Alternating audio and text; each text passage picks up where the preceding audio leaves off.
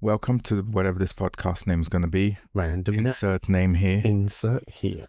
Yeah, when the editor get this episode and start doing the edit, he needs to put like an AI voice with the name of the podcast instead of, what I'm saying. Yes. So we'll figure something.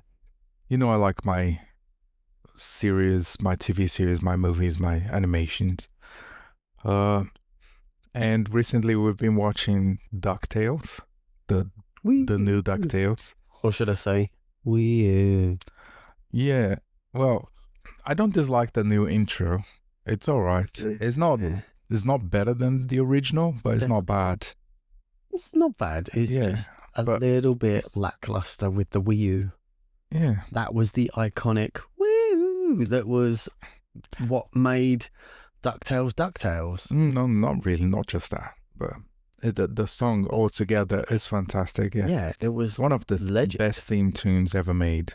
And this version, the theme tune, at least, is a bit subdued. Yeah, and it's one of it's in the list together with the greatest intro songs ever made. I don't know if I want to put Thundercats is phenomenal, but it's so uncreative. Excuse me? It's like a few things strike you down. Because there's just like Thundercats all the way.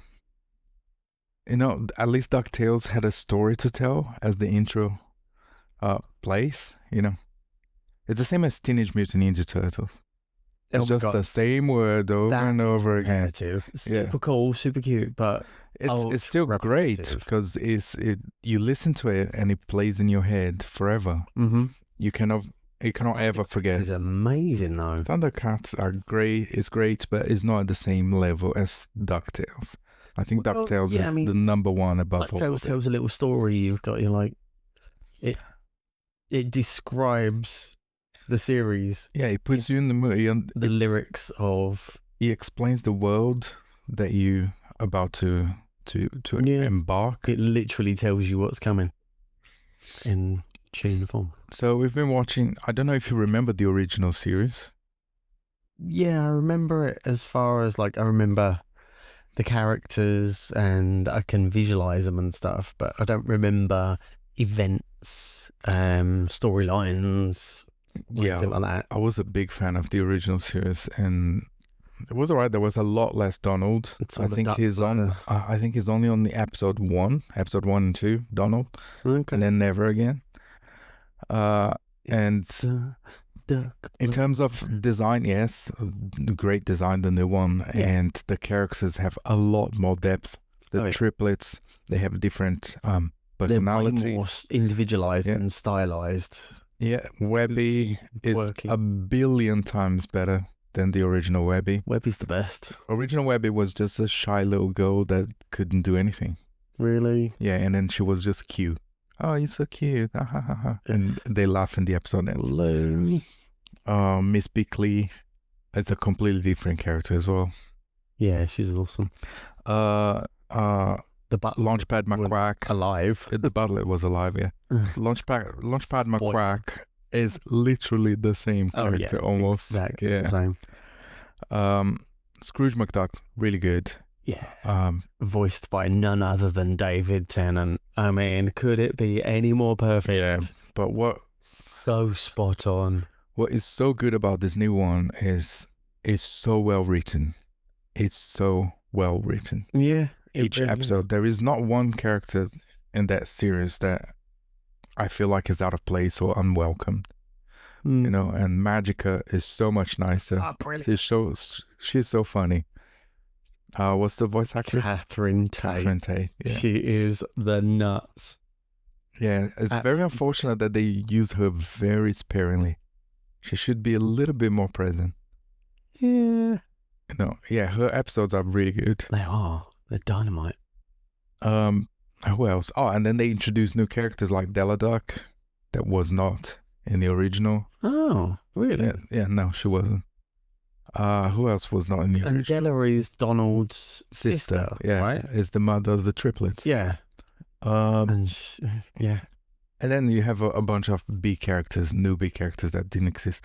Do you know that little chubby, spoiled little duck? Oh, yeah. Yeah, he was part of the original series, but he was a completely different character. He was just a Chuck Wood Jr. Character. Yeah, like another little Boy Scout. Yeah, he was the clumsy, fat character, basically. Yeah, that was just what it was. Yeah. And now he's a really nice psychopath. A really nice psychopath. Yeah. But there's an oxymoron. They made him so funny. Such a cute little... I don't remember his name, though. Don't know. Can't remember. And I think that's it.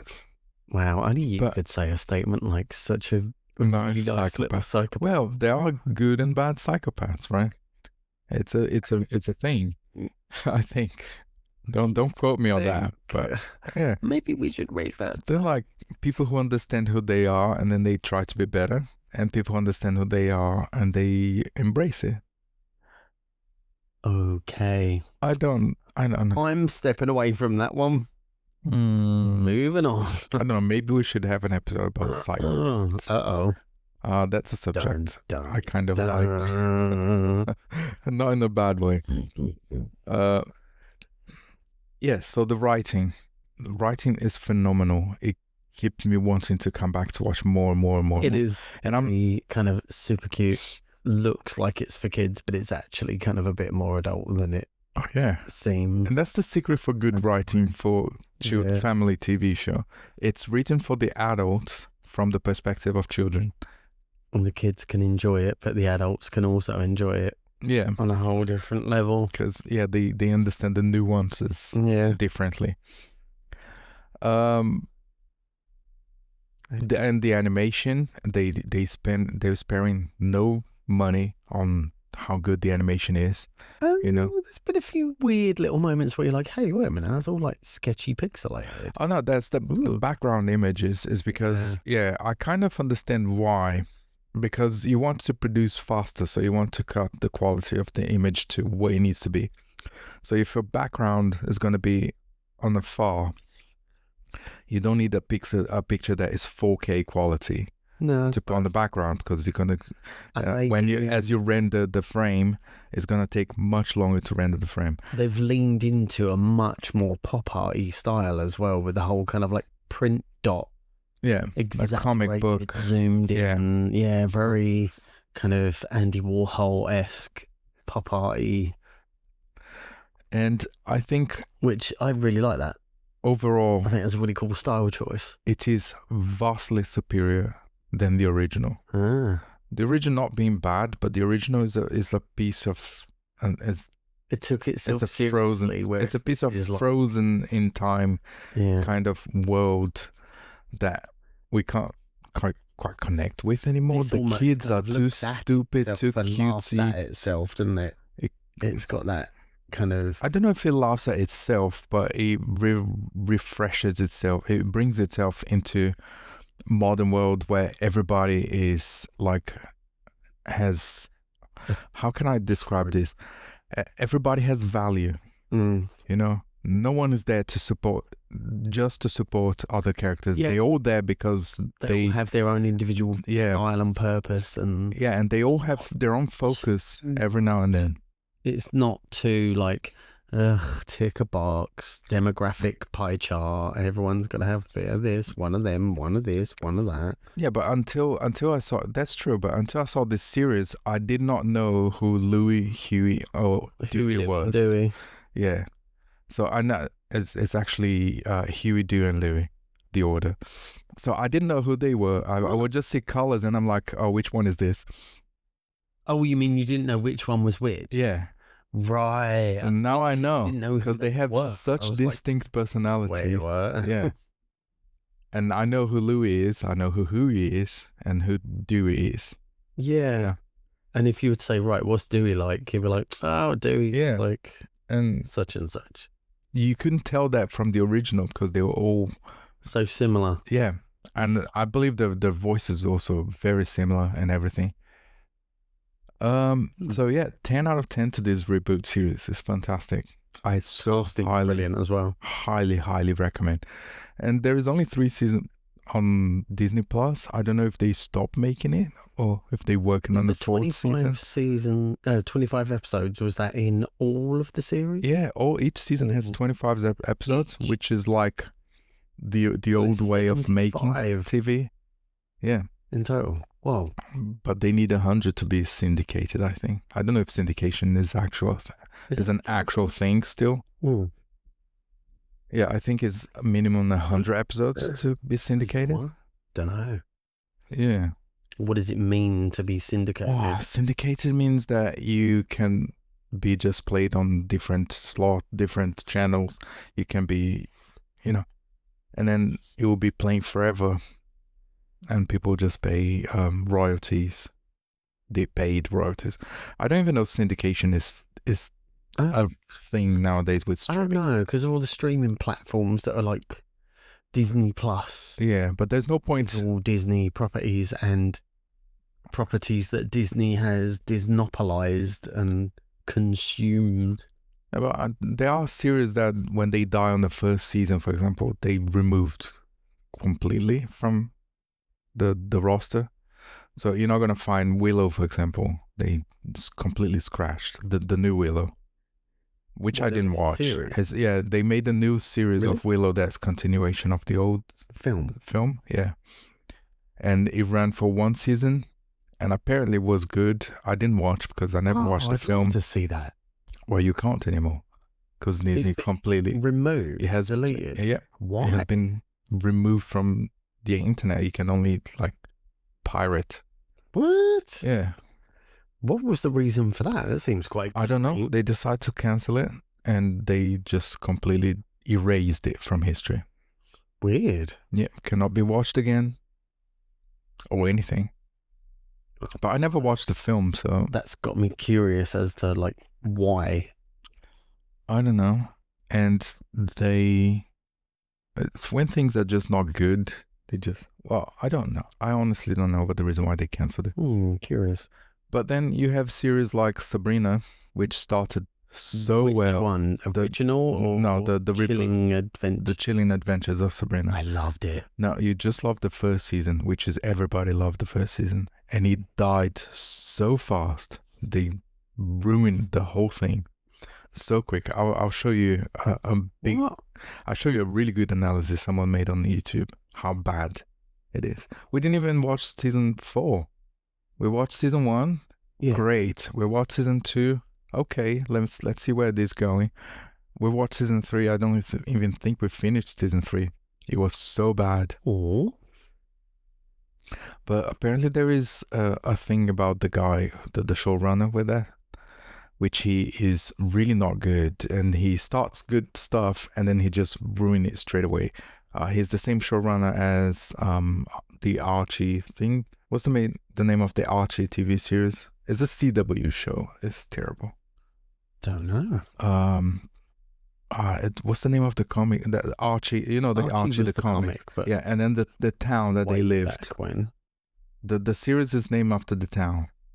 I don't know. I never watched that series anyways.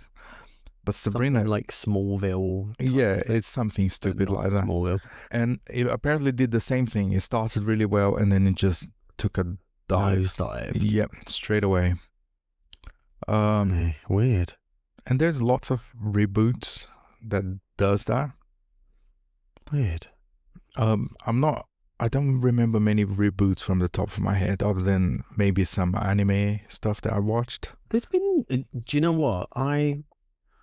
I think you'd be surprised at how many there actually are that you do know. I mean, Thundercats, that was rebooted. There was the reboot was really good, completely restyled, and they cancelled it. Yeah, another one that was ditched, and He-Man had a complete reboot as well. We haven't seen season 2 yet. They made. There were 2 different reboots. I think what people didn't like was on season 1 they made Tila a whiny little thing. Really? Yeah, because she was just hating on everybody because nobody told her that she's the sorcerer's daughter.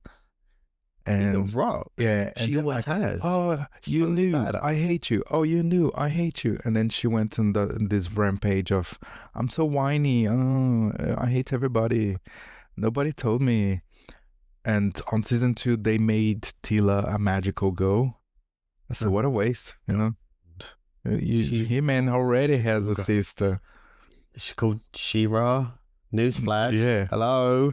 But She-Ra was tied up to the reboot She-Ra TV series, which was terrible.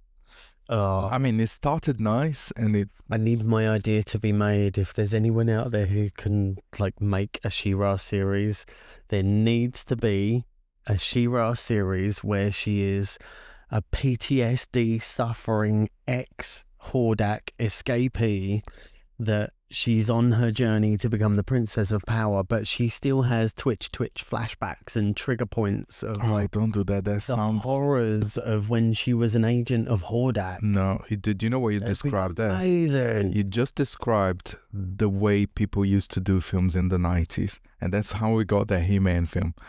It's just like, oh, let's take everything that makes this series and just throw away and make this all about... That's literally what She-Ra is. You know, she was... Yeah, she was... agent of Hordak. I know. She was part of the Horde, and she was like emancipated and freed. And what She-Ra is she's a rebel. The story of redemption you could have with that. But you don't have to make like a Vietnam story out of every single rebel there are. She-Ra is what She-Ra was in the 90s. That's what she is. Well, I think you could... You know, you make a new story about different characters. With that. Yeah, they can. But then that's how they make bad films. That would be like He-Man dark. Yeah, but that's how they make bad films. Man is like... That's when... Prince Adam the gay boy that turns into the big buff leather daddy with a sword, and then She-Ra is... What you just described is every time that we go to the cinema to see something that we know from the past, and then we come out of the cinema like, wow, that was shit. You know, that's not what I want it to be. No, you want to. There's G.I. Jane for that. Just if you want to do a story about PTSD lady, go with that. No, that's totally different. That's just a standard human being. Yeah, There's so no create magic, no nothing. Create another story about this character. I don't know.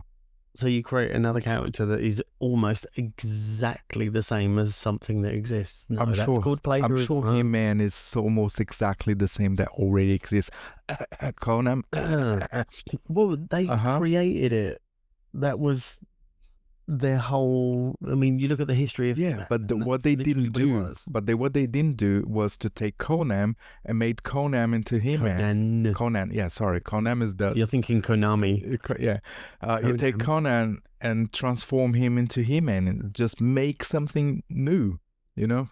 It's just like, oh, we could tell this fantastic story of Conan that he had a magical sword and fabulous powers. Let's make her Australian and call her Sheila. Okay, yeah, do that.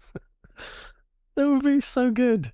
And the evil Hordak minion bogans.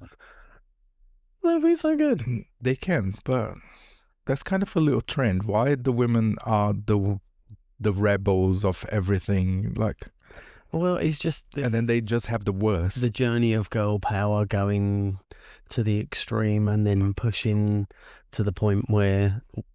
girls have to be the best, the biggest, the hardest, the toughest, the fastest, and all the men have to just be relegated to dweebs, nerds, assholes, idiots. No, why every story that is about a little women bit too prevalent? Why every single story about women has to come from a place of trauma? And why just tell a normal story? Jeez, you know?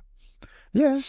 True. Yeah, you suggesting that with She-Ra, and there is what's the other? No, I'm not suggesting it. It is the story of She-Ra. She was part of the Horde.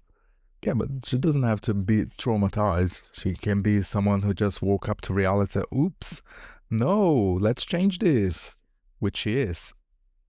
Yeah, but that's stupid. Good morning, Adora. Oh, hi, how you doing? But hey, wait a minute. Have we just been obnoxious assholes murdering people and, like, slaughtering villages and enslaving entire towns? Oh, but that's bad. Oopsie. But that's what it was. And that, right, because but that's what it's it made to be. Yeah, cartoons. but that's what it made to be. If you want something No, that's different, dumb. make something new. No, it's not.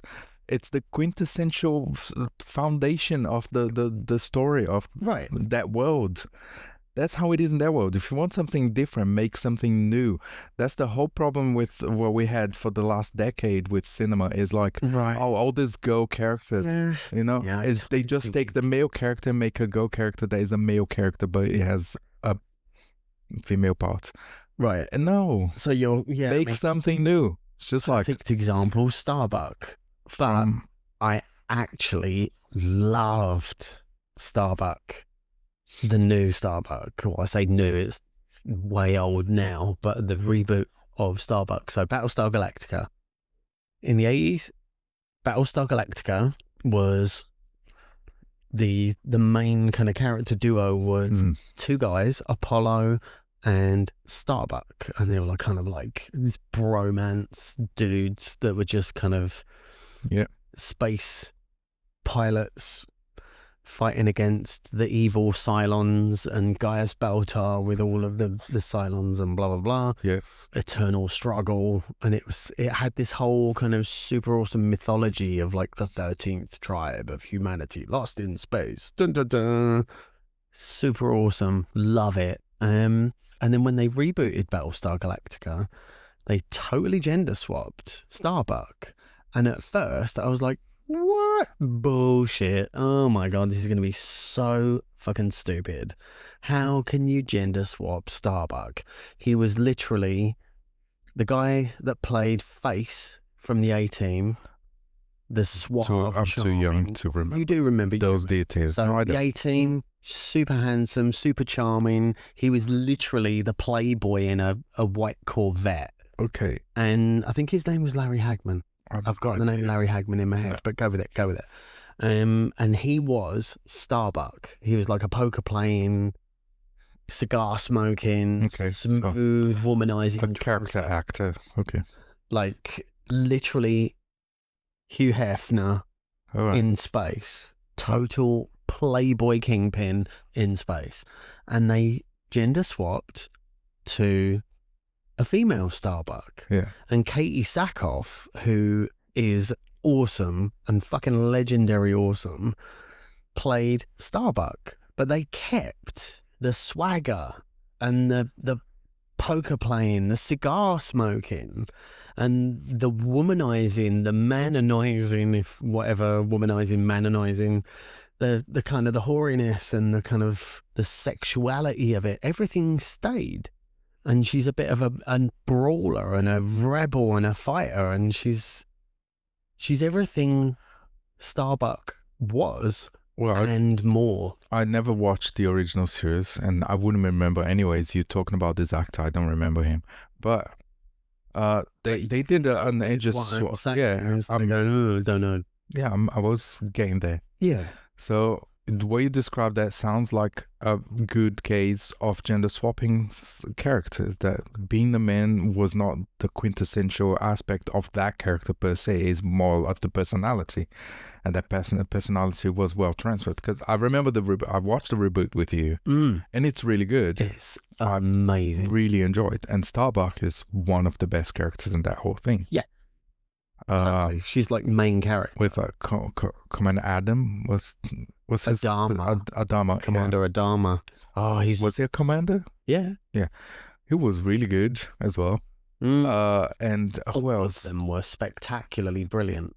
Yeah, they're all right. And you know, I'm a big sucker of this Laura's great philosophy back and forth thing that the blonde lady had most of the time. Blonde lady? You mean Starbuck? No, the blonde lady, the blonde robot lady. Oh, Caprica 6. Caprica 6, yeah. Yeah. And she's all like very philosophical. And I'm a huge sucker to those kind of thing. I know they're not popular and most people really don't like that, but I like this kind of, there's an intellectual character interaction. Kind of, yeah. A purity almost to it. And I know, stunning. I know that Canadian supermodel, you know. Yeah, I know. And then I don't know who pushed for her to be smart as she was pretty, because I think they only meant her to be a sexy thing going on. No. But someone pushed a little bit harder to give her a lot of depth, which was far nice. more cerebral than just. I don't remember too much about the series except that episode about they had to jump into a planet's atmosphere and then out of it, because they needed to drop some troops inside the planet. Awesome. That was one of the greatest things I've ever seen. Yeah. Because they had to escape some defenses around the planet, right? Yeah. And what they did, they just taking the entire Battlestar. They did a warp jump into the atmosphere, which severely damaged the ship. Yeah, the friction and the burn up. The ship is not made for the external forces, you know. Amazing, wasn't it? And then they jump in, they drop the troops, and then they jump out. Boom. Yeah. That was good. Seriously, that was one of the greatest things. It's worth watching for ever written. I really love it. Yeah. And there's so many moments there are like that in different ways, that intensity, and that I love the way they wove kind of mysticism and mythology and kind of its own legacy and legends, wove that into the storyline so deeply, and it was like the fabric of everything it was about, and it was tied into real world mythology and legend, and I thought it was extraordinarily well done. Yeah, it was alright. It was like just out of the 90s, when the 90s stopped being 90s and early noughties. I think it was early 2000s. Yeah. And then at the beginning of 2000, so it still have lots of that 90s vibe that I don't like, but it's fresh enough to keep me wanting to watch more, because it detached from that 90s formula that I don't enjoy. No, I think it was the first steps in the evolution out of that 90s. That's what I'm saying. That's literally what I'm saying. It still comes from that 90s core, but it's different enough to keep me interested. Because, you know, I hate those episodic model of the 90s TV series. That everything serials. Yeah, it's very episodic. Everything happens in one episode and it hardly transfers. No, but Battlestar Galactica had ongoing. It was purely an ongoing thing. But it was for those who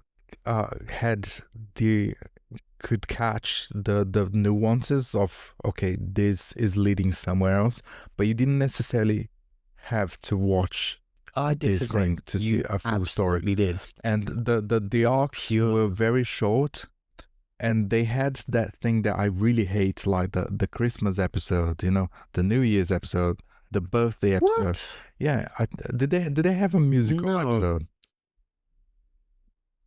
Because that's when you kill me, when you have a musical episode. They used music in a very, very powerful and extremely different way. I need to see it. They did have the Christmas episode. It fucking pissed me off, especially because they like, maybe I've just blocked it out of my memory. Well, it was something Christmas like. Is it Life Day? But yeah, something stupid like that. So let me see. Hey, Lumpy. Happy Life Day. Star Wars special alert. But no, they used music incredibly well in Battlestar Galactica, and they used it in ways that I'd never experienced and never seen or heard done like this before or after. It was the genius of weaving time and space and history and the future and kind of this ballet and dance of like people discovering echoes of a tune from a distant past that's like triggering them and awakening sleeper agents. Yeah, it is really nice. Jimi fucking Hendrix. Oh my God. It was the stuff of goosebumps and like making you cry, and it's Battlestar Galactica. I very much enjoyed Battlestar. Oh my God. the new one, and I just did a quick research. They did not have a musical episode. They did not. That's probably what saved it for me. You know, because every time I see an old TV series and then they have a for me, a musical episode has to be so well worked into making fun of itself. Yeah, it's got to be almost it needs to be beyond ridiculous. It was like, okay, this is so out of there. It's funny. You know? Yeah, and I really like it. Like, what had a musical episode that I really, really liked? I think Guardians of the Galaxy Christmas special was the best. It was really nice. The best example of that ever. But like, for example, Star-Lord a Christmas present. It was actually abducting Kevin Bacon. Yeah. Really good. I love it. I think that was what killed Buffy to me, was the musical episode. I knew you were going to do that. Yeah, I was like, oh shit, I'm done with this. Buffy is amazing. Buffy's everything that is wrong with 90s TV series. No, it's everything that was right with the 90s TV. Yeah, for 5 seconds, and then everybody realized, oh shit, like we need to move out of this format. Buffy was the best thing to come out in the 90s. 100%. It was not bad. It was not bad, but it suffered a lot from the 90s way of making TV series. Well, I think we've got a bit of a... We need a little listener poll on this one. I watched Buffy every week. Buffy. Yeah, I watched Buffy I didn't watch Angel because I didn't understand the whole thing with why. Angel was good. It was just kind of like, I don't know. I watched Sabrina. Sabrina is the same thing, and it was funny. The original Sabrina. Yeah, it was funny. It was nice, but oh my goodness, the Christmas episode, and then every single episode had to have like a life lesson. Oh, Sabrina, you're so young. You should learn this. That's what it is. And then they hug. And then the story took the piss so beautifully out. The lesson at the end of the show kind of level of cheese. Yeah, and He-Man is so well done that the memes nowadays of He-Man like giving life lessons, isn't it? The Skeletor come, hey, kids, don't be stupid. Bye. Things like that. Yeah. That's my favorite Skeletor ever. Just goes through a portal, through the magic mirror. Yeah. Arm reaches back and he punches and breaks it. Yeah. Skeletor out, smash. No, Skeletor it knew what it was and took a piss of itself. Absolutely. At the same way Batman 60s worked for that exactly the same reason. Was brilliant as well. Oh god. Because it was all about Skeletor. Skeletor has a heart. It's basically like the Grinch episode. Yeah, it was brilliant. And like, oh, I hate puppies and something like that. It's so good. It was alright. Skeletor. It was alright, but I'm very glad that they finally got rid of that format. And Battlestar Galactica was it was halfway here and there. What do you mean halfway here and there? It still had that 90s formula, but different enough that got me interested. I don't think it did. It did. I really don't think it did. I really genuinely feel it was a big step from the 90s kind of vibe and style. No, it was... There was not a single backward-facing baseball cap. There was no... Don't look hard enough. You might find a backward-facing baseball cap. I bet there is now. I've seen. Yeah. You know, when they're playing their version of whatever the basketball sport is, their hoop slam dunks. I have no idea. Yeah, it's very like, oh, this is America, isn't it great? Well, yeah, it's just the cheesy jock. Yeah. And what was the other series that I was going to talk about and I forgot? Which oh, never mind, just ignore me. Roll with it, it'll pop back. Yeah It was all right. I would watch it all over again. I don't know if I would watch it all over again. I would certainly watch that episode. We need to watch that they had original, at least just a scattering of no not the whole thank lot you. Not like... Not even an episode, sorry. I have them all on... Not for me. And stuff in the garage. Maybe they might just kind of appear. Oh, where are we going to put them? Watch them. Where are we going to put those DVDs? We've got nothing to play them on. There is no such old technology in this house. I know. How weird is that? Yeah, no. We are literally from a generation that's like tech was invented, created, and is obsolete, and now antique. Yeah. All in our lifetime. What the hell? That's a great way to describe that's a great way to describe the vibe of the reboot Battlestar Galactica. It feels like a CD player. What? You know, it was cool at the time. And it's kind of a vintage thing. How very dare you? No, Battlestar Galactica, do not listen. Nope. There was the CGI is ultra outdated. Oh, it was it's all right. Not CGI. I'm not having a go at the CGI. I understand. High budget either, I don't think. No, they did really well with the budget. It was quite a low budget series. The blue screen in that series is fantastic. Really well done. It's most of the time you forget you're watching something against a blue screen. And the character development in that series is unparalleled. I don't know about unparalleled, but it's good. It's good. It's character development done right. It's beyond good because it's that whole process of like who's who do we trust? I don't know. Are you even you? It's a game of Cluedo. Am I even me? The existential crisis level of like who. Yeah, because the mechanic boy was a robot as well. Or was it his girlfriend? Spoiler alert. Yeah. Just in case actually spoiler alert for a 40-year-old series. Oh, no, it's not that old. Okay, 20-year-old series. Rude. Yeah, but it's so... Anyone who loves a bit of spacey sci-fi type stuff, the remake of Battlestar Galactica is absolutely diamond good. Watch the episode I talked about. The one they have to drop into an atmosphere. We'd have to like look up what the name of it is. Yeah, it's one of the greatest episodes on that series. So well done. But yeah, going back to the 90s, there is that series that everybody on the Western world loves, and I hate. Oh, don't say it. Firefly. I knew you were going to say it. It's because Firefly is a blatant rip-off of Cowboy Bebop. It's not. It is. It's absolutely It is. Whatever his name is, was the creator? Joss Whedon. 100% Joss Whedon saw Cowboy Bebop and like, I need to bring this into the Western world.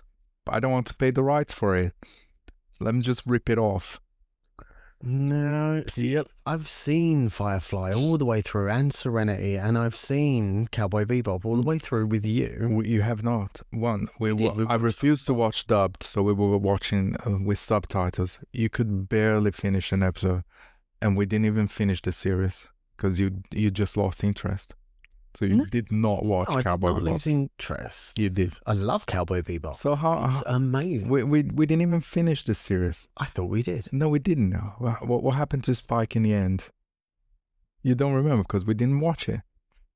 And then they had that Netflix Cowboy Bebop that had so much potential, and then they wasted all of it.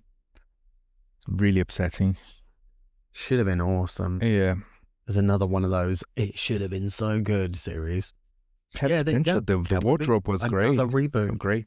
The characters were really good in their roles, but the story was not done right. There was a reboot that did not work. Sadly got cancelled straight away. But a reboot, not really a reboot. It's more like a live actioning of a series. Oh, yeah. It's not reboot because I would consider that it's different medium. No, you can't reboot different medium. Why not? Because you can't get a kid's book and then reboot the kid's book as a film. It's still, you can reboot the book as a book. And then they had a really good live actioning of One Piece. That was phenomenal, really good. But the problem with One Piece is they take too long to make make second season. It's just too childish and too like. Says the person who loves He-Man and She-Ra. They fall on their asses and like, oopsie. What was that thing that He-Man says when he throw things? Alley-oop. And you back, look at your reaction. And you love it. And then you say, oh, One Piece too childish. Oh, okay. Yeah, I guess. Maybe it's just because it connects differently and I didn't connect with it. So I only saw the 2 seasons of the animated One Piece because it takes too long. It's too it's nothing happens in One Piece. It's a boring and annoying. It's for kids, literal kids. Yeah. But the reboot, the Netflix series, so good. My name's Monkey Luffy. Oh my god. Nope. Sorry. I'm sure loads of people love it, but not for me. It is good. So I like the live actionization of that series. Live actionization. Live actionization. Ooh, that's a word. Or the birthing. I like the birthing of that series. It becomes alive. It's a birthing. Ooh, it just sounds sticky. It sounds weird. Yeah. Ew. And then more reboot. Live actionization. Live actionization. I like that. Live actioning. No, live actionization. Okay, so let's coin it. So much more cooler. Live actionization. Yeah, there you go. We need a t-shirt. Yeah. I've been live actionalized. Whoa. Nice. Okay, other reboot series that we actually liked. Oh, we didn't. What have we watched as well? Because there's plenty. Oh, for example, I think Berserk is a continuation, but you haven't watched the original Berserk. You haven't watched the new Berserk, and I think the problem with Berserk is I quite liked Berserk. The problem with Berserk is enough of it. It was really well animated and it was very original, wasn't it? Yeah, but it was very censored. Oh, when it was animated, because the manga is it's if beyond things if things are for 18 years old or older, the manga is more like it's for 30 years old and older. The whole thing is all about trauma, damage, raping. It's terrible. It's as horror level. Yeah, it's they ran manga, isn't it? You know the Hellraiser series? Yeah. It's like they do Hellraiser better than Hellraiser with that manga. Holy shit. Yeah. It's awful. That's a statement right there. Yeah. Oof. Even the Cenobites, yeah. or the Cenobites. The demons in the manga, they're all Cenobites. Ooh. Yeah. It's really, really good. But then they did the first season in animation, or the first part of the series, and they toned down a lot, a few things. See, you can't nerf something like Guts. that. Yeah, Guts was born in the battlefield. To a Care Bears the movie shit. Guts was born in the battlefield when I think his mother was hanged. She was pregnant. Yeah, and then he was just blocked him out. Kind of thing. Yes. Holy. Yeah, it's like that. His life is misery after misery after misery. He never the moment that he touched his first experience of humanity, it got taken away from him. And that's the whole thing. What's his name? The eagle guy, dehumanized monster. He is. What's the main villain guy? Is not Siegfried. Not a clue. The eagle looking type of guy. I forgot his name. So he kind of adopted Guts and showed him kindness for the first time, and then Guts just became his most beloved ally. He worked for the guy out of pure passion. You make me feel like I have value. And then it's immediately taken away because the guy was just collecting people to sacrifice. It's my God. Fucking amazing. Dark. It kind of is. It's this is a really bad condensation of what the whole thing is. It goes way beyond that. Does sound awesome. It is. No. You have to read the manga. Maybe I'll buy the manga, but the guy, I think the artist died before finishing the manga. Oh, shit. Yeah. It needs to be left there then, as out of respect. But I think he left a lot of notes of where he wanted to go with it. Oh. Yeah. This is dangerous. And then and then his son took over, I think, and they're gonna finish the manga. Ooh. Yeah. But that could get sketchy. yeah, the same happened with one of my favorite manga series ever, Crayon Shin-chan. But they decided to cancel that. Wildly different. It's still one of my favorite manga I ever written. Crayon. But you can see if you read Crayon Shin-chan on the last few that's as polar volumes you can get. The last few volumes you can see the detriment of his psyche as he was his psyche as he really? Yeah, you can see the guy's like not doing well. He's really not doing well. What's happening here? And then he committed suicide not long after. Oh shit! Yeah, the style changes completely. It's really weird. It's like he's trying to stay in the same style, but his message is a type of a fed up way of doing things, because he was clearly forced by the studio to keep making more manga. Wow. Because so he's literally using his misery as a lightning rod. Yeah, he was, and a message. He was not happy, and that was a call to action leaking into his art. Yeah, say, look, there's something wrong here. It was kind of a call for help. Yeah, but nobody came to the rescue. That's sad. Yeah, he committed suicide. He jumped off a mountain, something like that. Yeah, threw himself. Yeah, he lived at the foot of a mountain, and then one day he went for a hike, and that's it. 3 days later, they found his body. Whoa, very sad. And then you've got Akira Toriyama, he just happened to die. Oh, Japan. But he was very quintessential to the new. My protest is I will walk up a mountain and never be seen again. What is that? That's so Japan. Oh, that's like, holy shit. Yeah, it's sad, unfortunately, but well, I don't know. I honestly don't know. It's complicated, isn't it? But going back to the reboot stuff, let's not go so dark. I mean, Berserk is dark enough. Damn. Yeah, Berserk. Oh, and in fact, Hellraiser was rebooted as well. Yes, and it was so good. It was amazing. The Cenobites. But the thing is, nowadays, if you have like one less view of what the studio expect, cancel. And they gender swapped the main Pinhead. Made absolutely no difference to me. No, it didn't, because Pinhead is like a demon. They're all like and horrible, demonic, horny little horrible creatures. Yeah, those demons. The Cenobites, they are literally like the personifications of deviancy and perversion and corruption. Transcending through pleasures, the deviancy and stuff. But it was so good. Angels of deviant. Yeah.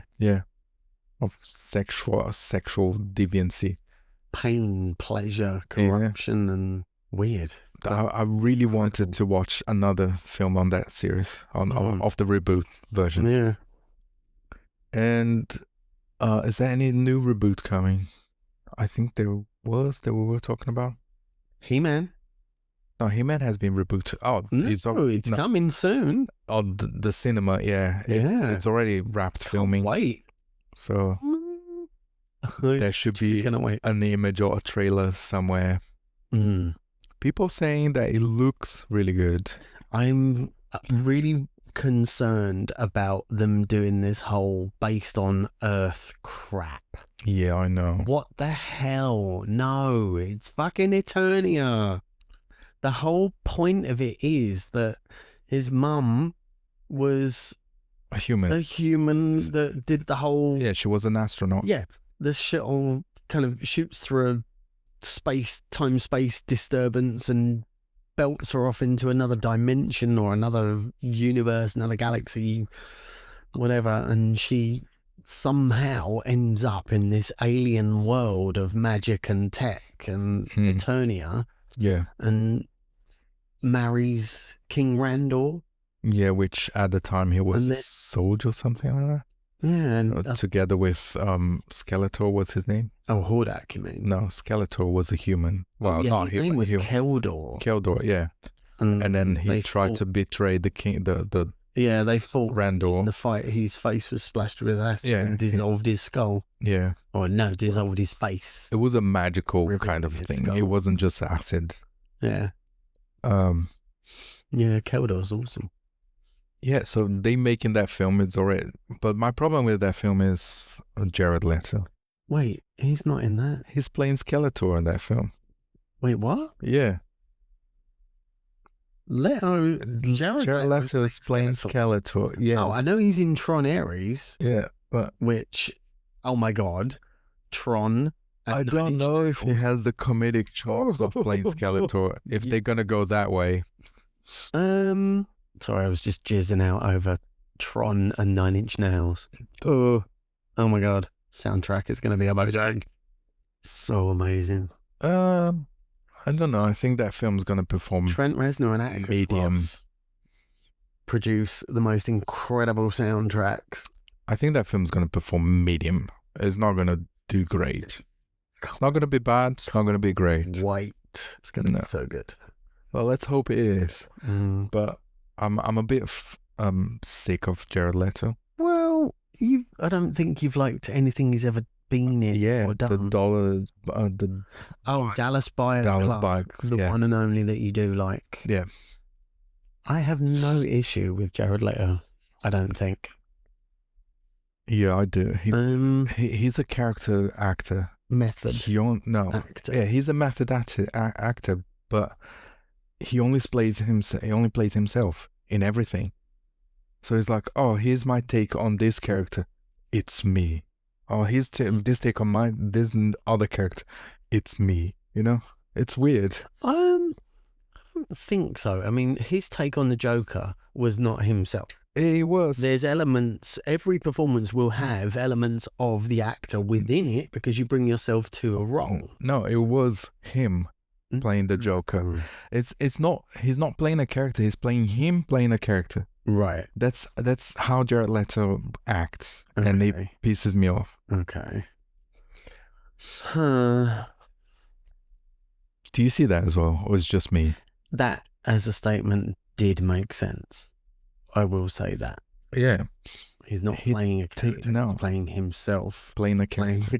Yeah. It's a really good way of putting it, actually. It takes me off every single film that he appears. Yeah, almost like talking about yourself in the third person. Yeah, it's really weird. So I am performing I really hope they put a skeleton on his face. That will help me a lot.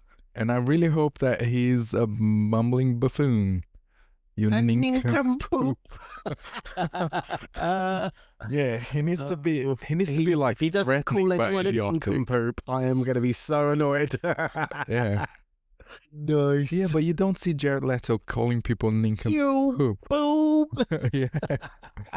No, he's gonna do that Jared Leto thing like, oh, look at me, I'm so awesome, you know? No, you can't take... No. Skeletor, you cannot take yourself seriously as Skeletor. No, you can't. Especially when everybody who saw images from that film says that everybody looks exactly what they were in the cartoon. Yeah. Yeah. So they trying to keep that vibe, the aesthetic, vibe, and everything. And if they don't do Skeletor to be like a Evil Lynn, oh my God, who's going to be Evil Lynn? Oh, she's one of the coolest characters. There are pictures of the actors online. You can take a look. She needs to be like today's version of Angelica Houston. Oh shit! someone. She's just a big character, though. Who I know you would like the character, but she's a background character. Who would I go? No. She's just complimentary to Skeletor. She's the straight man for Skeletor. She's the like, oh, you stupid, you know. She's an absolute boss. Yeah, in the comic books, and yes, she's powerful, this and that, but she doesn't outshine Skeletor. Skeletor She's like comes the first. Starscream to Megatron. She's literally the second in command. That at the first opportunity, she'll. No, it's the other way around. Because Megatron was the straight man, and Starscream is the comic relief. She is the straight man. Not such a good example. Yeah, Starscream. But then, yeah, it depends how Starscream was portrayed, I guess. It's been portrayed a few different ways, and yeah. She's a straight man. She's the weaker character that She's a straight man. Straight man is the actual name of a character that is there to ground everybody else around them. Do you know when everybody's makes like joke? A straight shooter kind of. Not really. Like when in a comedy thing, everybody's funny, but then you have that character is like, the almost break the fourth wall. Like, what's going on here? Yeah. No. Yeah. So that's not Evil Lyn. Evil Lyn is always serious. She is more relatable to people, because she brings Skeletor down. She's scheming. She's conniving. Yeah, but she is, because she's weaker than him in terms of power. No. Yes, she is. She is. She absolutely is. All she wants is that staff.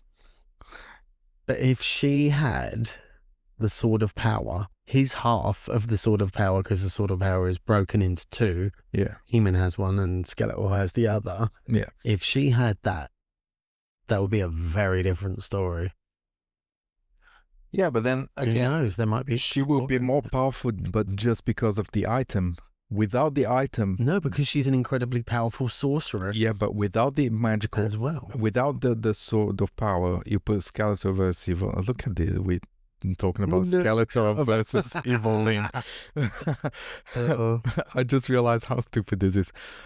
You put Skeletor versus Evil Lyn. Skeletor will win over her because he's more powerful. He has more.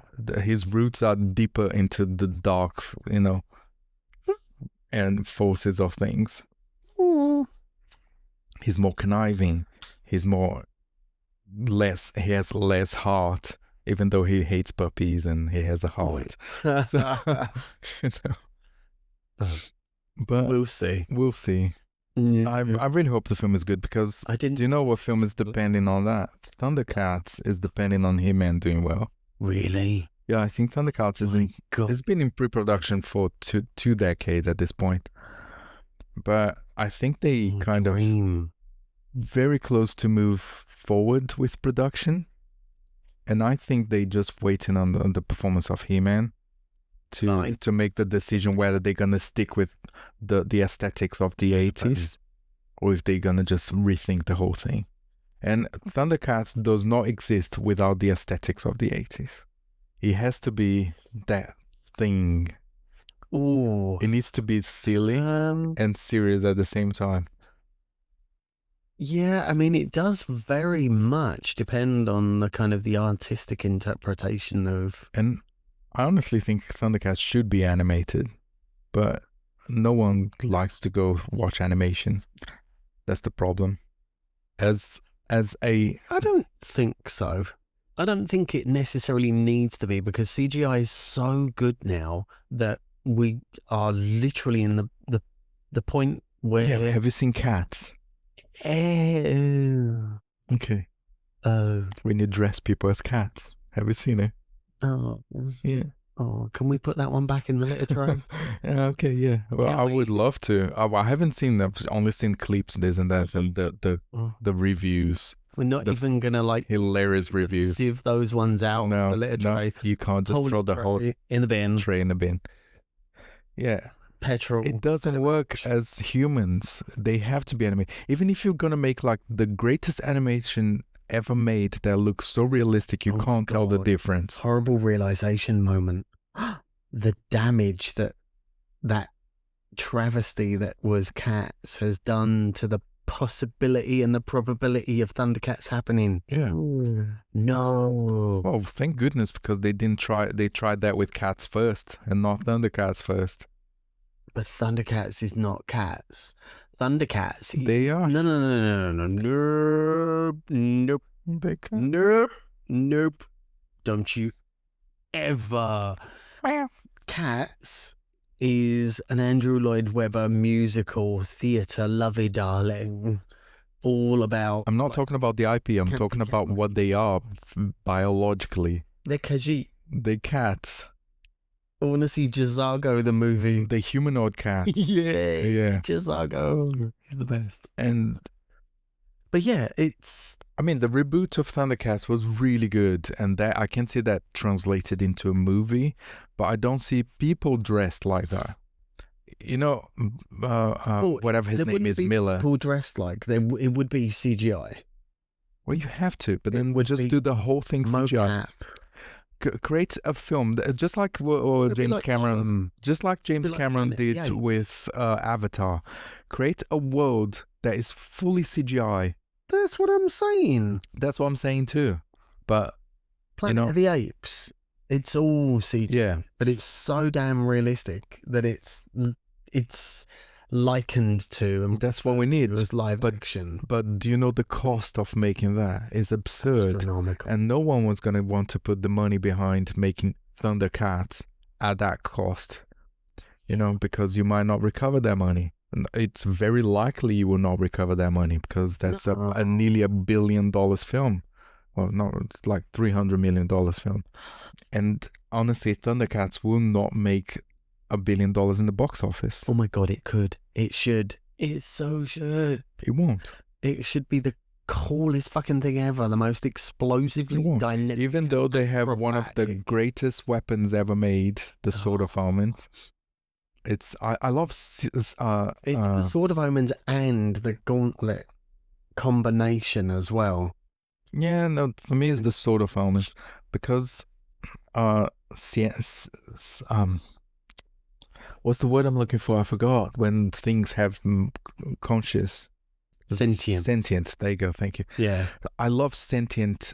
Well, weapons. Yeah, we're D&D nerds, so the same way I love the Andromeda items. I love the Andromeda cloth because it's sentient. Yeah, the chains are sentient as well. The chains are, well, the whole cloth is sentient.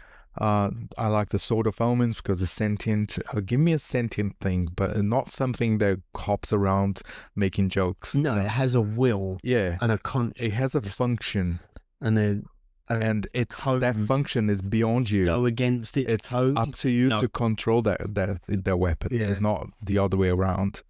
Yeah, but you have to vibe with it as well. Yeah, that's you need to. The thing with sentient, you need to attune with it, and if you're not in tune with it, and if the item does not like you, and that's why, bitch, please. And that's why, Mum-Ra can't yield the Sword of Omens. Wield, yeah, Mum-Ra. No, he can't wield. Well, yeah. it's because it shows an item of pure good as well. Yeah, he can't see his reflection, which he's always see through the weapon. And I think there's something about seeing his own future. I don't remember. Maybe I'm confused. That he's not capable of as well. And he hates reflection. I love it much. And the weapon changes as well. You need to call it stages of sight. Yeah, you need to. Yeah, you need to activate the weapon. Thundercats. Oh, yeah. No. And then not only that, it's a sentient weapon that when you activate, it gives buffs to all your allies. The whole team. Yeah. I have thunder. Is there anything more D&D than that? There isn't. And all the eyes light up. So all your allies get buffs, and then Shtara gets faster. She gets her crack pouch out. Yeah. And sniffs her catnip. Panthro throws the thunder tank and just has a little hissy fit. Yeah, he gets stronger. Chitara gets faster. Panthro gets stronger. What's his name? Tigra. Yeah. Tigra. Yeah. I love Tigra. Man, I'm so bad at remembering words on the spot like that. Remember, there was the whole controversy about Tigra being gay, and they kind of like. I don't know. Is that even supposed to be a controversy? It And was. so what? It was controversial back in those. Well, it's a cat that doesn't like pussy. Put on books. And he has, in fact, my favorite weapon is his whip. Yeah. Yeah. Because it's the sound that makes. Yeah. Yeah. And then when he extends it, and then he surrounds itself with it and goes invisible. Yeah. Oh, invisibility rock. Great. Yeah. So whoever created Thundercats was in the right amount of crack. Yeah. You know, Just right. Yeah, the correct amount of crack. Racial slur. Catnip. Yep. Oops. No, you can't. Because it was a Japanese animation team, wasn't it? No. It's all American, but they hired the Japanese studio to animate the intro. Yeah. Right, there. I knew there was an anime connection to it. Yeah, when and it transforms. It's the best cartoon intro ever made. Yes, I would say yes. It's really good. It's the bomb. Yeah, it just literally is. It literally shows awesome each character's abilities in the intro. So when you start watching the series, you already know whoever each one of them is. Yeah, you get a little bit of the history. You get each character arc. You get the explanation of the powers. Even though Wily Kid, Wily Cat, they're not my favorites by far. They have no powers. They just throw little balls. That's it. Oh yeah, but they're kids. Yeah, they're little tricksters, and they're. That I like, that they tricksters, they thieves. Yeah, but I think on the reboot they made them straight thieves, right? Oh, yeah, I think it was. I barely remember. I think I only saw, which is way more interesting than they just being like, "Oh, we kids and we threw things." You kooky little kids. Yeah, on their little flying surfboards. Yeah, throwing smoke bombs and firecrackers. So yes, please make Thundercats a thing. Yeah. I really hope He-Man does really well so we can get some Thundercats out of it. And maybe a nod to Silverhawks. Yeah. I just love that intro. I think Silverhawks is better intro than Thundercats. Watch your tongue. Because they came after Thundercats, so they came with improvements. No. Wings of Silver. Something. So we can't sing. Shit, we can't sing. We can't sing. Derp. No, don't even. I didn't even make it to the UK. I never saw Silverhawks. Never even heard of it. And barely played it because it was cancelled after one season, I think. Oh dear. Yeah, it didn't do well.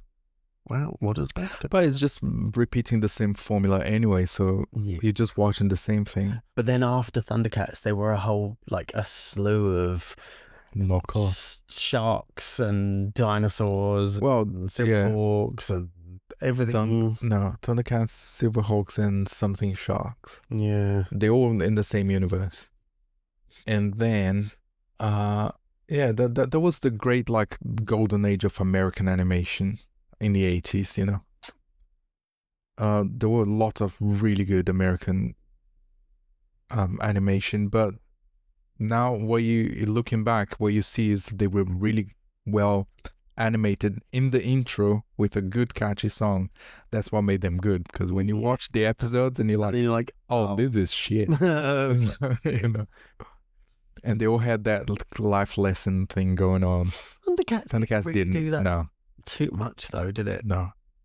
Well, they had the whole thing like Lion-O needed to be taught about this and that because he had the brain of a child and the body of a man.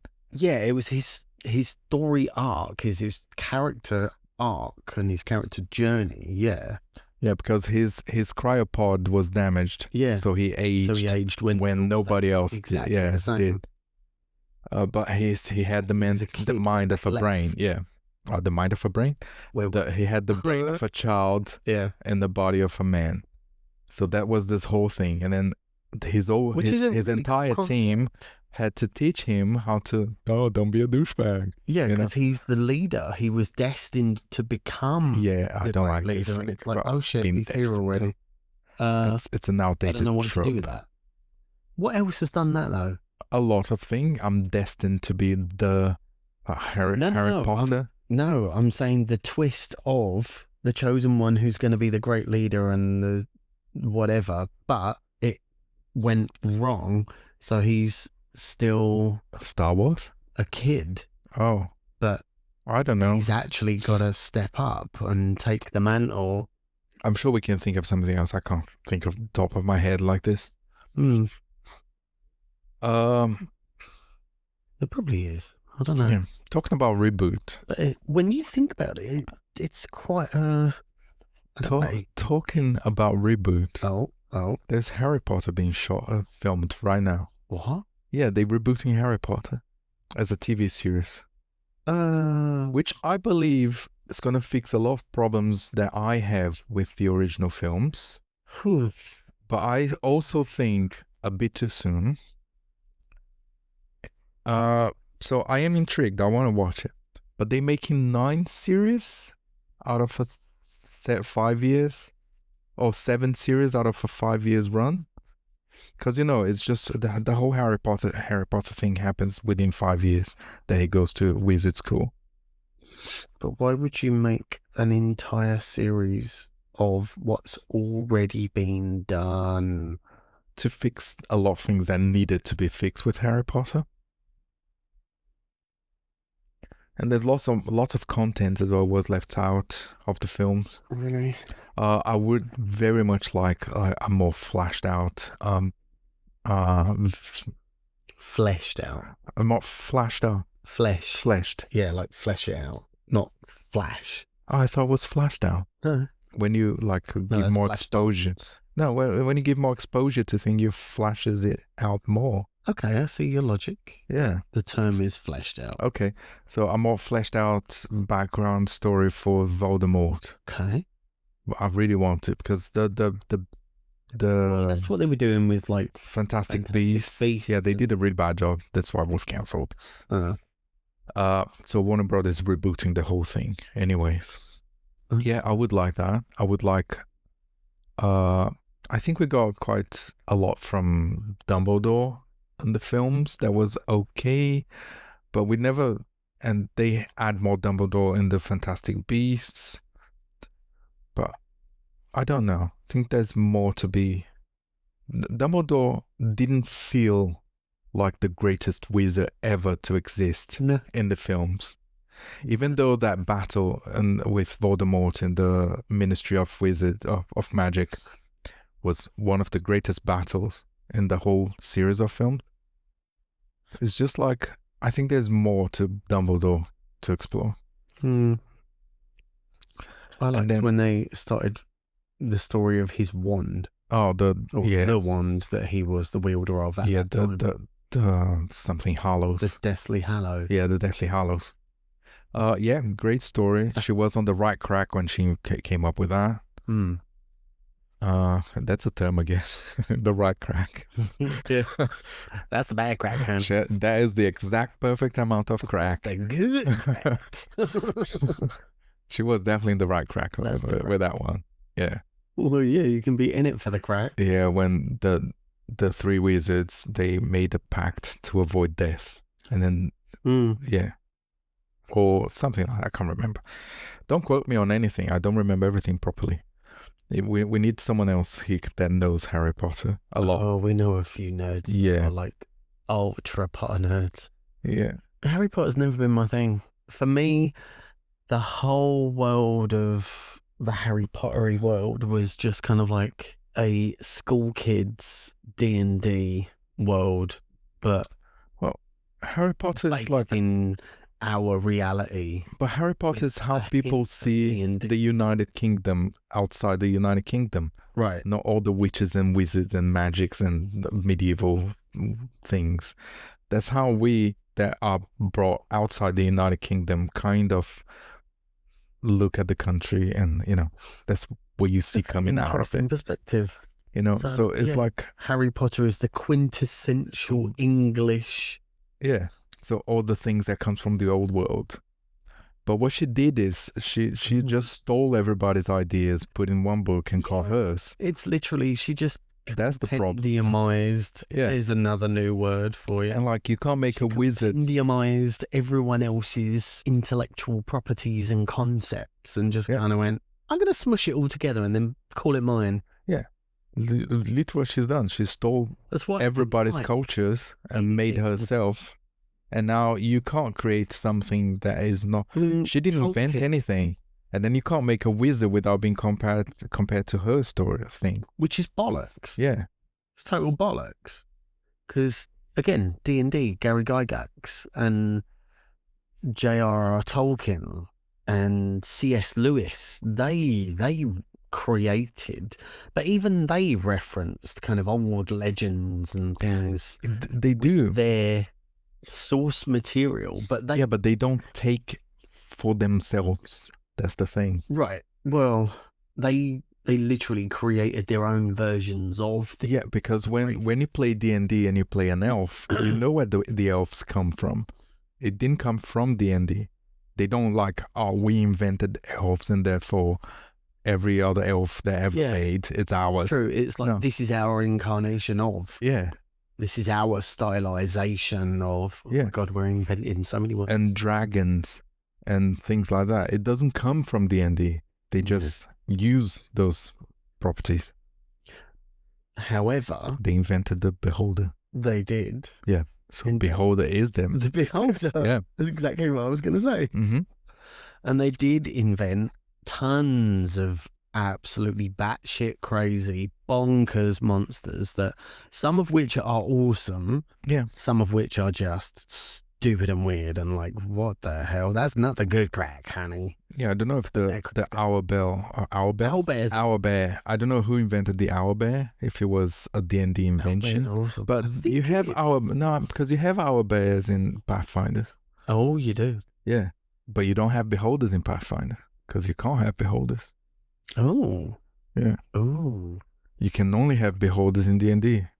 And Drow is the dark elf. The black-skinned, white-haired, like ebony jet black. Purple skin, isn't it? No.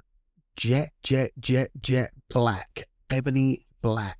Okay. And white hair. Pure white. Like zero pigmentation white. Although they do have silver tones and creamy, sort of platinum blondish. Bluish. Yeah. So yeah, what she did, she stole from everybody. She called hers, and then she became the authority on everybody's culture. Oh, back to what's her face? Yeah, J.K. Rowling. J.K. Rowling. And she has a very good grip on that property. Nothing happens without her. Wizard. Oh, she's a very good thief. That's what she is. Harry Potter, I'm sure, was actually... It's the name of the kid from that 80s movie that the kid finds a wand. Yeah. Yeah. And then his name is Harry Potter. Character who is literally a little wannabe wizard with a magic wand. And she had to explain herself like, I just came up with that one unrelated to that. Oh, what a coincidence. Because I think a story tells that Harry Potter came as a story that she used to tell to her kids to sleep. And then she started developing that into a book. Yeah. Oh, that... And... yeah, it's about this kid that discovered he's a wizard, and that is literally the plot of the film of the kid called Harry Potter. Wow! So she probably just paid for the silence, because she is a self-made billionaire. No one was talking about this though. Because she's a self-made billionaire, she probably paid a lot of people off too. Yeah, it was like, okay, maybe you come up with the idea on your shit film that didn't do any well at all, so just here, money, be quiet. Yeah, don't know. Money buys. If I came up with a terrible idea and someone stole it, yeah, I know. I'm not gonna. I'll be happy if they offer me a couple of £1 million. Yeah, I'm like, okay, fine. Sure, set me up for life, and you can have it. Yeah. Bye. I'm not gonna pursue this. We've got tons of ideas of IPs and concepts and things. I still want to write my books. I really want to write my books. We have so many between us that should exist. Yeah, maybe one day. But since this episode devolved from what it was supposed to be, reboots. Yeah. Well, no, we have waffled a lot about reboots and probably tangented the least on this. Yeah, because I can't think of No, we don't do research prior to recording an episode, so everything that we talk is from the top of our off the head. cuff. Yeah.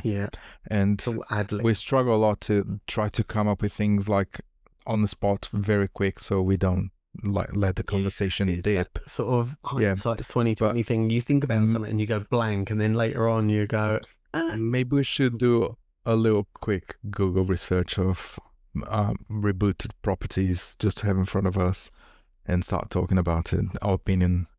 So pending development on that one. So well, Fantastic Four is another property that's been rebooted. It has been rebooted. Yeah, we're gonna go watch tonight once again. And we love Fantastic Four. It's such a great film. Brilliant. It is visually spectacular. The level of detail with the stylization of the world, and down to every little nut and bolt and stitch and seam of every costume and every item and every and I don't think the newer generation, I honestly don't believe, and that's not like me talking down to the newest generation. I honestly don't believe that they understand what it is to see those characters on a film. Because we grew up with those comic books, and we dreamed for years. We dreamed, there should be such a nice film about this. We wanted to see those characters on the screen. In days before there was any such thing as CG. Yeah, no such thing as CGI. Because when we watched the first Batman, the Tim Burton's Batman, I think everybody was like, but what if they make with this comic book? What if they make with that comic book? And we've been wanting that to happen for decades. And then when you see it on the screen, the way we saw Fantastic Four recently, and we're going to tonight again. Absolutely spectacular. It's just like, well done. It's such a... And Giacchino's score and soundtrack. It was made for that, wasn't it? Mind-blowing. Absolutely breathtakingly spectacular piece of music and score. So good. And the little subtle interpretations of the characters are so good as well. I absolutely love Pedro Pascal as Reed Richards. I didn't think he would be a good fit. I honestly thought it was going to be a terrible choice. He's very, very acceptable on that role. Brilliant. Absolutely brilliant. Yeah. He brought a different dimension of thought to Reed Richards, instead of just, here we go, another super rich, super intelligent, super genius. Do you know why? Can do everything, can think of everything, can plan and create and invent, blah, blah, blah. Now we've got a different spin, and he brought that kind of borderline autistic, sort of Asperger's-y. Because that's how you write good character. Not many people say. Let me break it down in the simplest way to say how to write good characters. Is that apparently a lot of people don't know, because they think when you write characters, you need to create this amazing character and is strong, powerful, and fast, and this and that. But the right way to create characters is create a flawed character with one redeeming quality. Well, maybe not one, but redeeming qualities. With not redeeming qualities. He's mostly fallible, but he has one thing that nobody else has, and that's what make the character a lot more relatable. So when they create this new Reed Richards, pros and cons there can be different with different characters. When they create this Reed Richards, they made his intelligence a flaw, and that's what works so well with the character. Not flaw. No, I get what you're trying to say, but I disagree with the execution of what you're saying. No. His intelligence isn't a flaw, because his intelligence is what actually makes everything possible.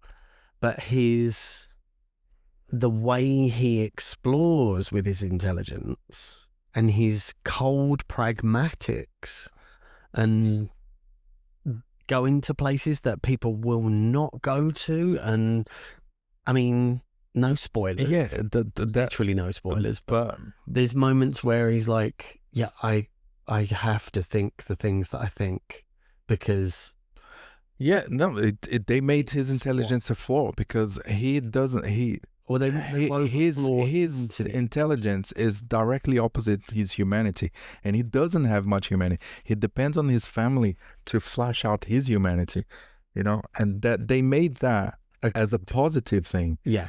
And I'm together. Yeah, he instead of him this all-powerful thing that needs his family to be human. Yeah. He's all this flawed thing that needs his humanity to be better. He needs his family to be better.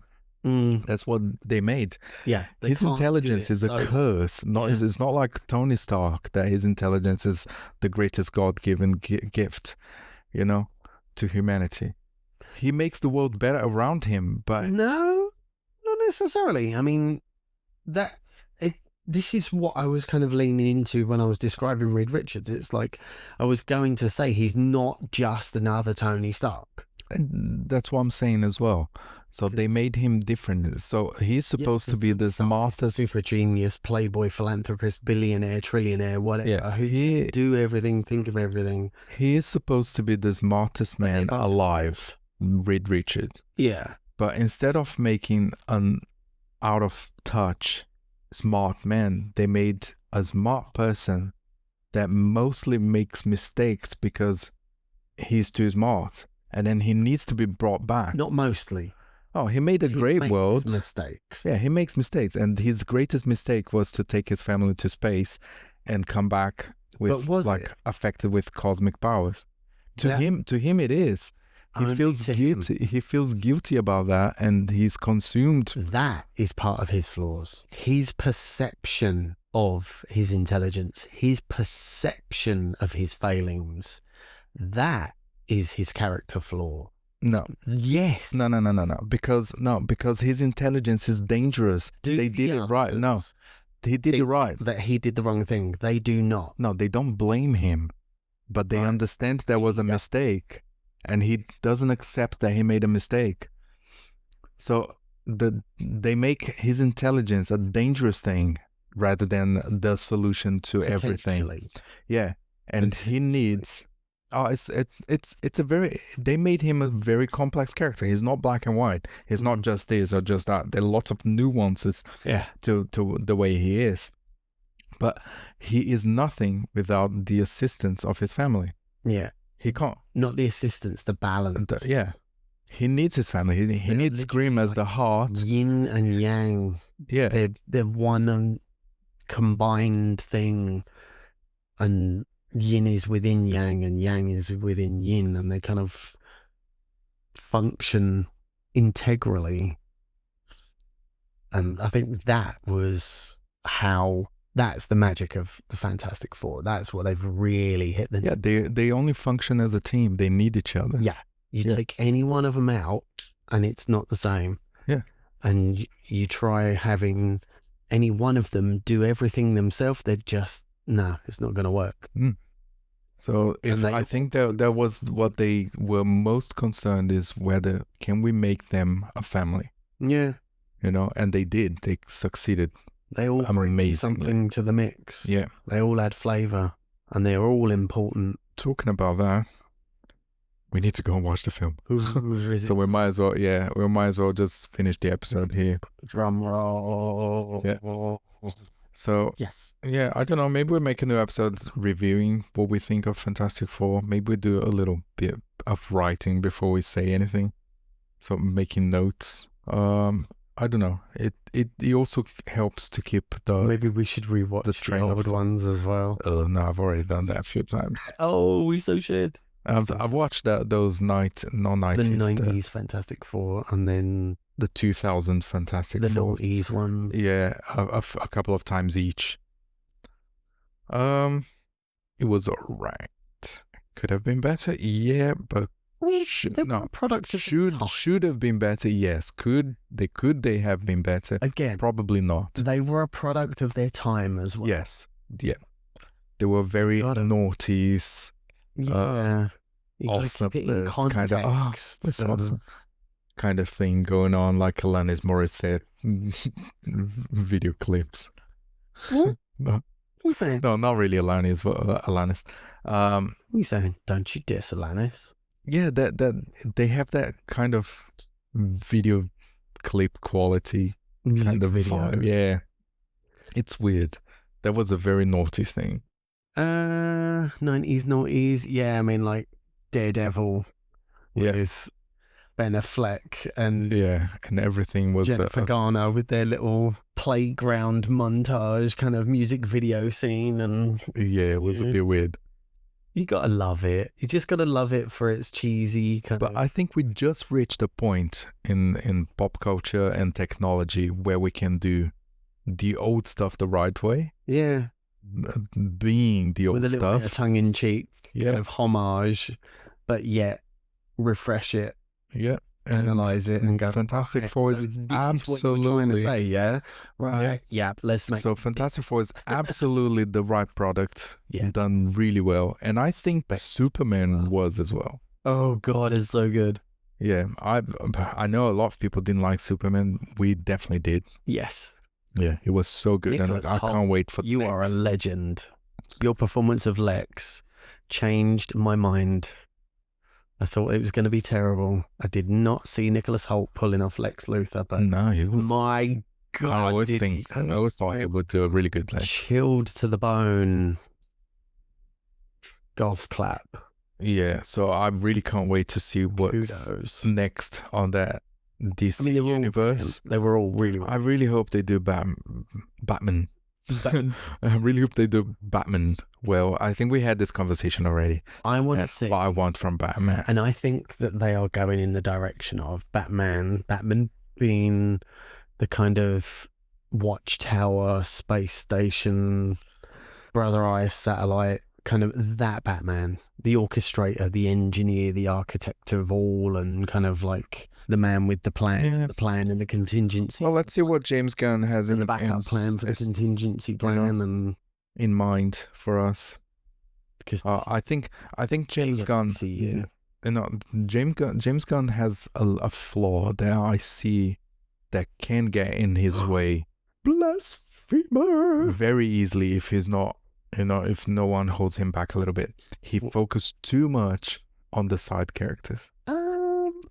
Yeah, he does love to lean and then he's gonna obscurity. He's gonna be trying to make things out of characters that maybe should not be the focus. Creature Commandos, for example. Yeah, it's like I didn't like that animation. I'm sorry. I know a lot of people didn't. Especially in the technical aspect of animating. DC had produced so much bad animation in the past. No, I think the other way around. I think DC animations have, over the years, have got worse. Oh, no, that's what I'm saying. Right. I'm saying Creature Commando that's literally the opposite of what you said. In the technical aspect of animating, it's really not good. And then the story was passable, was okay. But then don't miss the focus of the main characters that you have to develop because you want to develop the side characters. I think there's a lot of characters that needs to be done right, like the Green Lanterns, like the Flash, the Justice League. The entire characters of the Justice League, they need to be done right. Cyborg needs justice. Cyborg needs a lot of justice. Wonder Woman needs to be done right. You're damn right she does. They almost had her right on the first film, and then they just ruined her on the second film. They did get it right in the first film. They got her 80% of the way. Yeah. I mean, I have got very rose-tinted glasses on with that one because it was like one of my all-time favourite characters. Came out on my birthday after years and years of hoping and dreaming and waiting, and then boom, birthday present. I don't think there's anything necessarily wrong with a grand superhero finale that everybody has a problem with. It just needs to be done right. Yeah. I did not like Hades. Nobody liked Ron Hades. Weasley's dad, a moustachy old English gentleman ginger nut. Nobody liked in the Hades. Sky. What the fuck are you thinking? That's not Hades. Or Ares. Ares, not Hades. Ares even. Whoops. Slip of the tongue. Yeah, that's not Ares. No. Ares is the god of war. But that doesn't make that just because someone's a god of war, they need to look like the most beautiful, most amazing, satanic, like charming. No, well, this is what I was just going to say. I liked that they leaned into I'm becoming what I need to be to infiltrate, sneak in and influence and guide and manipulate to corrupt the world and get the whole world at war. Yeah. That, as a concept, was hiding in plain sight. Yeah. But when he turned to actual Ares in the end, true form, he changed. Yeah. And he still had a stupid douchey ginger mustache. And it's like, oh no, are you going to wear a fucking bowler hat as well? No. I don't know. Mustaches were big in the 40s. So it's ugly now, but it wasn't then. No. So it was a strong sign of a distinguished gentleman. Ancient gods. European gods. What a distinguished gentleman you are. I'll have a moustache. Yeah. Bitch, please. No. She should have Wonder Bitch slapped that moustache off his face. Okay, and on this mustachio note, gone. Let's leave the mustache here and let's go watch a film. Hair and a bald face. Whatever I'm saying, because you're definitely paying attention. I'll create in a moment. Yes. I'm in the zone.